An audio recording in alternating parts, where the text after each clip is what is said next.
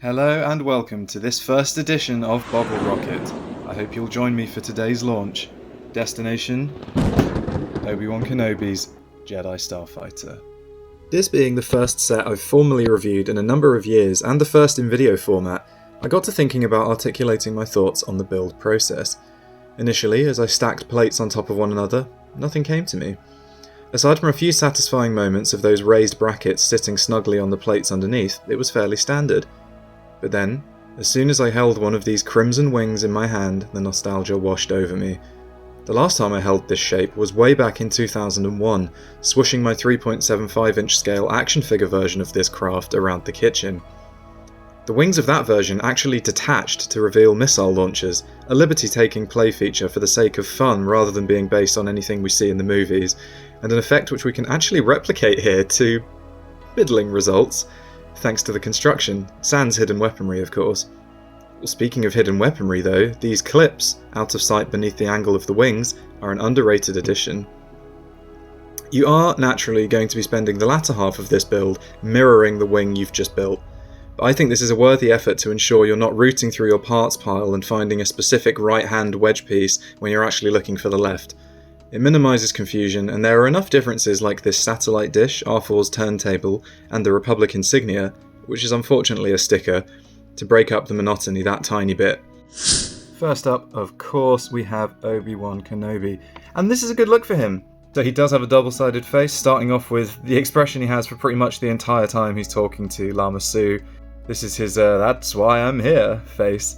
I think they've captured this really well, but my favourite is the alternate face with the pilot antenna. That is just so iconic to me. My action figure version had actually a detachable kind of plastic version of this comlink setup. I love that determined expression. The printing is really nice. The actual comlink itself is sort of a metallic gold. It's just executed really, really well. And I think because he's probably going to be on display in the cockpit of his Starfighter, this is the face that I'm going to have him displayed with. And he does also come with one of these relatively new hood pieces.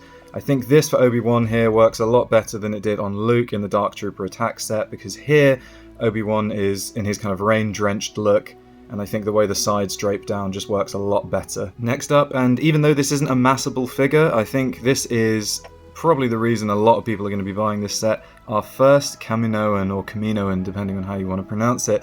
This is Tonwi, whose name I can't hear without thinking of Baby Boba telling his dad that she's here. And this I think is executed very, very well. The headpiece is all one. It's not dual molded, it's just got paint around the neck, so it's very nicely done. I think it works a lot better than a 1x1 round brick would have worked. It just gives that nice kind of slender look. I think it tapering slightly to the top would make all the difference.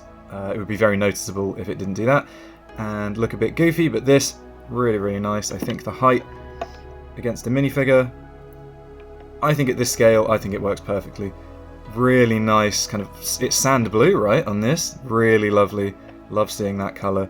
And I think they just did a great job. Finally, we have R4. I'm not sure if there's anything new here. It does not have back printing, but I actually haven't seen the R2-D2 figure that has back printing, so I'm just going off other people's reviews of this for that knowledge. But I think he looks nice. He's also kind of one of those iconic Attack of the Clones characters. You know, I picture Obi-Wan, he's got a little red-headed droid in tow. That's the minifigures, so our next stop is, of course, the Jedi Starfighter. As previously mentioned, this just looks so sleek. I love the way the wings go together. It was giving me so much nostalgia as I built up these wing pieces to that original toy I had when I was a kid. The shaping is just magnificent, especially thanks to these new elements with the pointed tips instead of just the kind of cut off flat tips like these ones up here. Personally, I'll be displaying mine with the stud shooters off, and luckily they do not compromise the aesthetics when they're absent at all. They just leave a really nice space with no kind of exposed internal workings on it, and oh, that just looks really lovely to me. Cockpit is built up really nicely, surprisingly nicely. I love this, the way they've achieved the seat back here. Really simple construction. It's just iconic. I keep using that word, but I probably rewound the scene where Slave One is chasing this ship through the asteroid field hundreds of times as a kid. Wore out that videotape. A lot of the details stick out clear in my mind, and this is just really elegant at capturing a lot of those. Now, there are a fair few stickers on this set, and some of them are more unfortunate than others, especially this one back here, which is on either side across a curved piece, and these on this big wedge piece. It's stuck across two separate angles and on a curve. Those are a little bit nasty to put on, but I actually put them on, I think, better than I put this one on, which is slightly wonky. Not enough that I think you'd notice if it was on a shelf, but it's enough for me to notice, and now I've pointed it out, you will not unsee it either. That's just the nature of stickers. I personally don't mind stickers. I mean, hey, they've been using them since Alpha Team 2001. These are stickers. The front of the Boggle Rocket itself is a sticker. I think it makes LEGO sets feel a lot more like model kits, which is really nice. So I don't have the hate for them that everyone else has. Although, do I wish this was a printed Republic sigil? Yes. Does it really affect anything?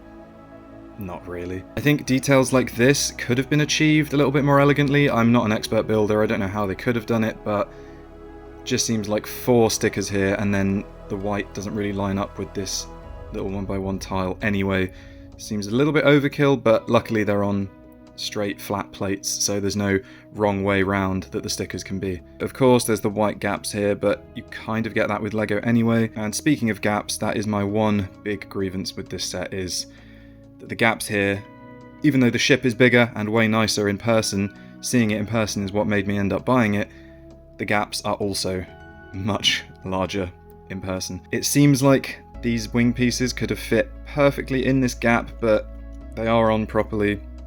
They won't push in any further under here. Price we have to pay for getting this kind of angle here with the pieces used. A word on the accuracy of the cockpit, because this is probably where the set deviates the most from the source material. Where the in-universe windshield morphs into this fin at the rear, this is just a simple bubble which is not attached in any way other than these clips at the front, and even then that's the transparent section clashing with the white.